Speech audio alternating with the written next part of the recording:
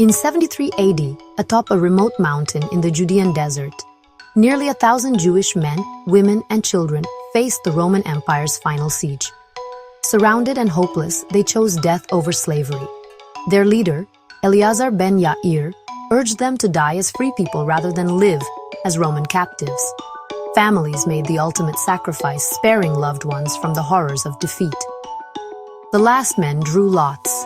One by one, they ended each other's lives until only one remained. When the Romans breached the fortress, they found only silence and the aftermath of a collective, defiant act. Masada became a symbol, controversial yet powerful, of Jewish resistance and the will to remain free. This story, told by Josephus, echoes through history as a testament to the human spirit's refusal to be broken.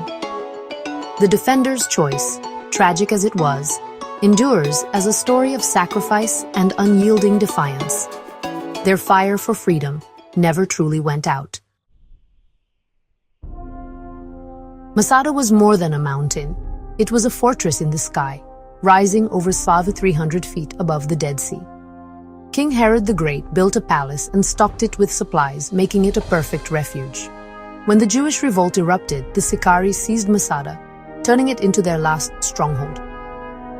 Isolated but free, they survived on Herod's stores and rainwater collected in vast cisterns. For years, Masada was a sanctuary for rebels and refugees after Jerusalem's fall. Life was harsh but independent, a final outpost of Jewish resistance.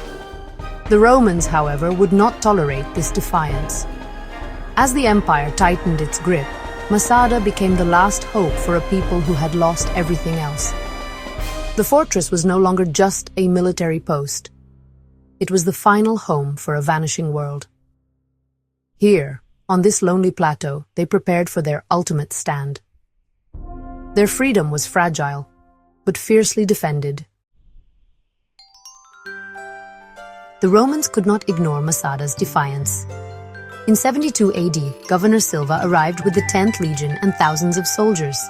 Masada's cliffs made direct assault impossible, so the Romans built a wall around the mountain, trapping the defenders.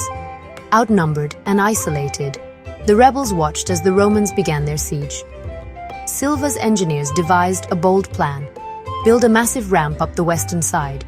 Jewish prisoners and soldiers toiled for months, raising the ramp ever higher. The defenders could only watch as their time slipped away. The ramp became a symbol of Rome's relentless will. The siege was a test of endurance, of engineering below, and of spirit above. As the ramp neared completion, the fate of Masada was sealed. The final confrontation was inevitable. As the Roman ramp reached the summit, the defenders built a second wall, wood and earth, to absorb the battering ram's blows. The Romans set it ablaze. At first, the wind turned the flames back, but soon the fire engulfed the wall. With their last defense burning, the Romans waited for daylight to attack. That night, Eleazar ben Yair gathered his people for a final decision. Facing certain death or slavery, he urged them to choose freedom in death. The flames were more than a military defeat. They marked the end of hope. In the shadow of fire, the defenders made their fateful choice. The fortress, once a sanctuary, became a tomb of defiance. The Romans would find no victory in conquest, only the silence of sacrifice. Masada's last night was one of resolve, not surrender. At dawn, the Romans stormed Masada, expecting fierce resistance. Instead, they found silence and the remains of a deliberate collective act. Only a handful survived to tell the tale. Rome's victory was hollow. There were no prisoners, only the echo of defiance. Masada's story faded for centuries, preserved by Josephus and rediscovered in modern times. In Israel, it became a symbol of resilience and the cost of freedom. Archaeological discoveries confirmed much of the legend, turning Masada into a place of remembrance.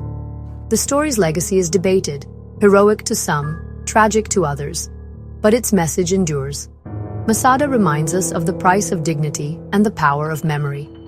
Its dust still echoes with the struggle for freedom.